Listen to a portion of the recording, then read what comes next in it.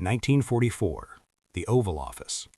According to Stanley Level's memoir, OSS Director William Donovan stood behind President Roosevelt as he dictated a letter to his secretary. Donovan raised a pistol and emptied the magazine. Roosevelt continued dictating, apparently unaware that a weapon had been discharged in the room. When Donovan revealed what happened, Level claims Roosevelt's expression shifted from confusion to fascination. He asked to see the pistol. What Roosevelt held in his hands that day was the High Standard HDM, and if this story actually happened, it proved exactly why American intelligence operatives considered this weapon one of their most valuable tools during World War II. This wasn't just another gun. This was a weapon that could kill in complete silence, a tool designed for the kind of work that happened in darkness, behind enemy lines, where a single sound could mean the difference between mission success and a firing squad. And remarkably, this pistol would go on to serve in some of the most dangerous operations across multiple decades, from the streets of Nazi-occupied Paris to the dense Vietnamese jungles, and even into the cockpit of a spy plane that would be shot down deep inside Soviet airspace. What you're about to hear is the fascinating story of how engineers from a telephone company ended up designing one of the most effective assassination weapons of the 20th century, and how this collaboration between Bell Labs and a Connecticut gun manufacturer created something that intelligence agencies would rely on for over 40 years. By the time 1942 rolled around, America had just established the Office of Strategic Services, and they were facing a serious operational problem. The OSS wasn't created to fight conventional battles. Their mission was far more complicated. They needed people who could slip into enemy territory undetected, gather intelligence, sabotage critical infrastructure, and, when necessary, eliminate targets without anyone knowing they were there. Their agents were operating in occupied France, behind German lines in Italy, and throughout territories where making noise meant certain death. The reality of their work was brutal and direct. A sentry standing guard outside a munitions depot needed to be taken out without alerting the soldiers inside. Guard dogs that could smell an approaching agent had to be dealt with before they started barking. Sometimes prisoners needed to be extracted from behind enemy lines, which meant quietly neutralizing guards while keeping the target alive for interrogation. Every single one of these scenarios required weapons that could kill without making a sound. But here's the problem they ran into. The weapons they had access to were completely inadequate for this kind of work. Their armories were stocked with Colt Woodsman pistols that had been fitted with Maxim silencers from the 1920s. These devices did reduce the sound somewhat, but not nearly enough for the kind of close-quarters work OSS agents needed to perform. Even with the suppressor attached, you could still hear the mechanical action of the slide moving back and forth as the gun cycled. That metallic sound could easily carry across a quiet courtyard or down an empty hallway. The muzzle blast, while muffled, was still loud enough to be heard from distances that made the weapon dangerous to use anywhere near enemy positions. Making a gunshot truly disappear isn't as simple as just screwing a tube onto the end of a barrel. You're fighting against fundamental physics. When a gun fires, it creates noise from 3 distinct sources, and all 3 have to be addressed if you want something genuinely quiet. First, there's the muzzle blast. When the bullet leaves the barrel, propellant gases are escaping at supersonic speeds under enormous pressure. That creates the loud bang everyone associates with gunfire. Second, you've got the sonic crack of the bullet itself. If that bullet is traveling faster than the speed of sound, it creates a miniature sonic boom as it cuts through the air. Third, and this is the one most people don't think about, there's all the mechanical noise from the weapon actually functioning. In a semi-automatic pistol, the slide has to move backward from the recoil pressure. An extractor pulls the spent shell casing out of the chamber. An ejector throws that brass casing clear of the gun.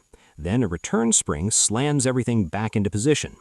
Every single one of those actions involves metal hitting metal, and every single contact makes sound. A truly silent pistol had to solve all 3 of these problems simultaneously. The second problem, that sonic crack, could be handled relatively easily. You just needed ammunition that traveled below the speed of sound. The .22 long rifle cartridge, with its comparatively low velocity, stayed subsonic and produced no sonic boom at all. Problem 2 solved. The first problem required building a suppressor that could contain and rapidly cool those expanding gases before they hit the atmosphere. That was difficult engineering, but it was achievable with the right design. The third problem, though, That's where things got really complicated. Semi-automatic pistols depend entirely on moving parts to function. The slide has to move, casings have to be extracted and ejected, springs have to compress and decompress. All of that creates noise that no amount of sound baffles on the barrel can eliminate. A truly silent pistol had to solve all three of these problems simultaneously. The British had already come up with a solution to this exact problem, but their approach involved some significant compromises. The Special Operations Executive developed something called the well rod in 1942. This was essentially a bolt-action pistol that fired .32 caliber ammunition. It achieved an incredibly low sound signature by completely eliminating mechanical noise. No slide, no automatic cycling, no springs slamming metal against metal, just the sound of the firing pins striking the primer and the bullet leaving the barrel. According to OSS training protocols, operators could maximize suppression even further by filling that second chamber with water, oil, or even shaving cream before sealing the muzzle end with tape. With the slide locked in place and the suppressor properly prepared this way, the loudest sound became the bullet actually striking its target rather than any noise from the weapon itself. If Donovan's demonstration in the Oval Office actually happened the way Level described it, this is almost certainly how it was done. The slide would have been locked, the suppressor would have been prepped with some kind of wet medium, and Roosevelt, sitting just feet away while focused on dictating correspondence, genuinely didn't hear the weapon discharge. High Standard began production in late 1943. For security purposes, these weapons were listed in manufacturing records under the code name Impact Testing Machines. The complete weapon weighed about 47 to 48 ounces when empty. With the integral suppressor, you were looking at nearly 3 pounds. The overall length reached just under 14 inches. Each pistol accepted a detachable single-stack box magazine that held 10 rounds of .22 long rifle ammunition. The action was blowback-operated, semi-automatic, single-action only, which meant the hammer had to be manually cocked for that first shot. If you're finding this story interesting, I'd really appreciate if you could take a second to subscribe. It genuinely helps the channel grow more than you'd think. Now let's look at how this weapon actually performed when it was put into the hands of OSS agents in the field. Tracking the HDM through actual combat operations means working with incomplete records. The classified nature of OSS activities meant that very little paperwork was created in the first place, and much of what did exist was deliberately destroyed after the war ended. What has survived gives us glimpses rather than comprehensive accounts, but those glimpses are revealing. Training for OSS agents took place at Area B, in a facility that would eventually become Camp David.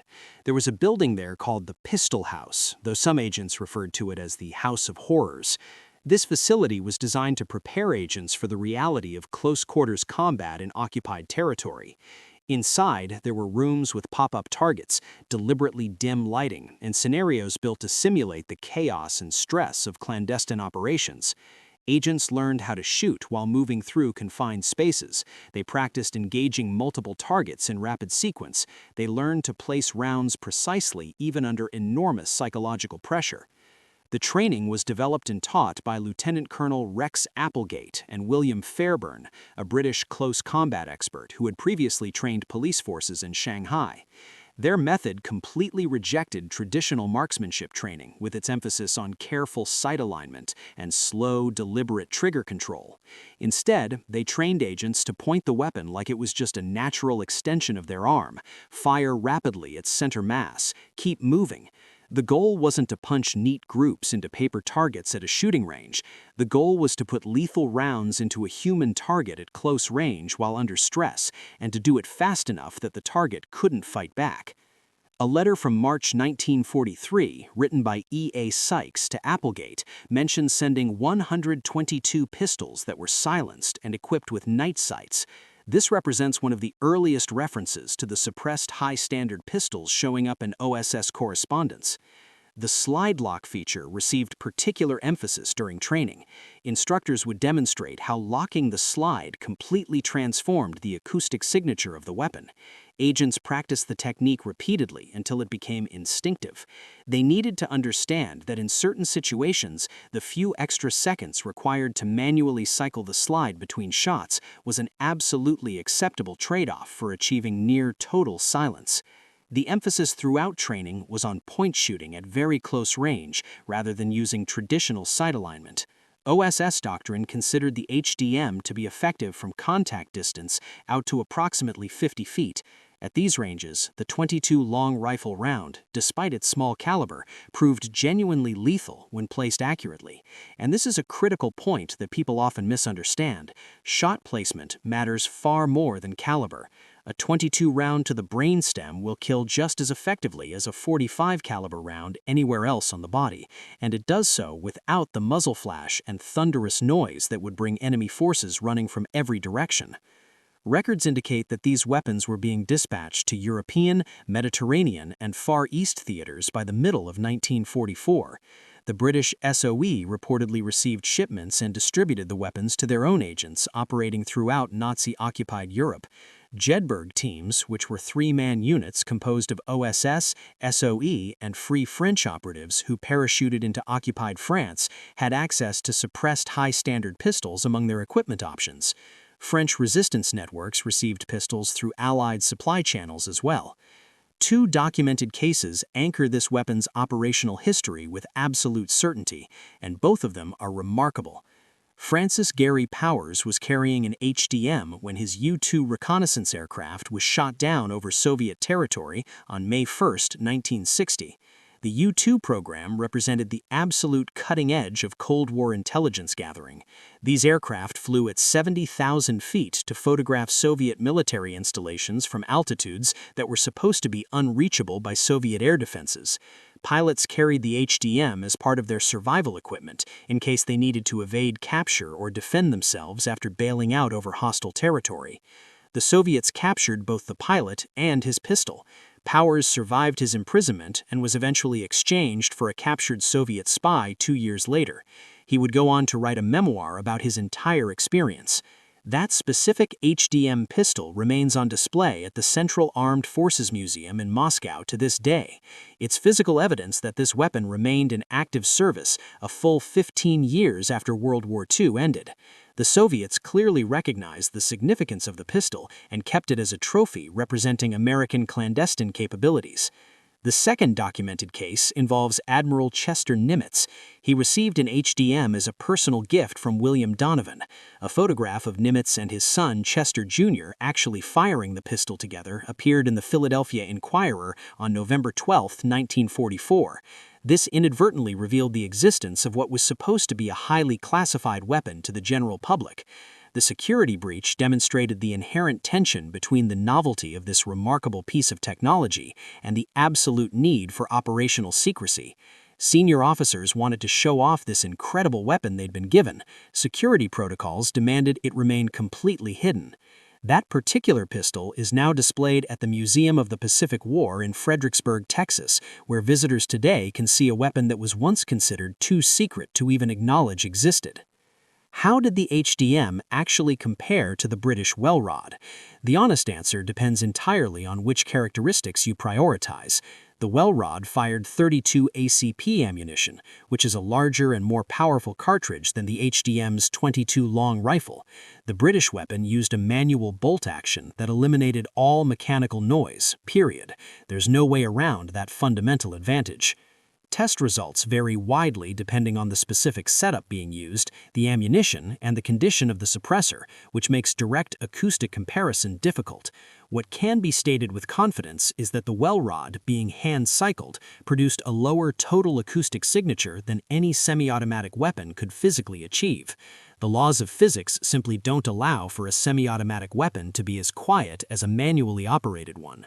But the HDM offered something the well rod absolutely could not: 10 rounds of semi-automatic fire. In situations requiring engagement of multiple targets or rapid shooting, the American weapon provided capabilities that the British design completely lacked. An agent with a well rod who ran into 3 guards instead of 1 was in serious trouble. An agent with an HDM could handle that situation.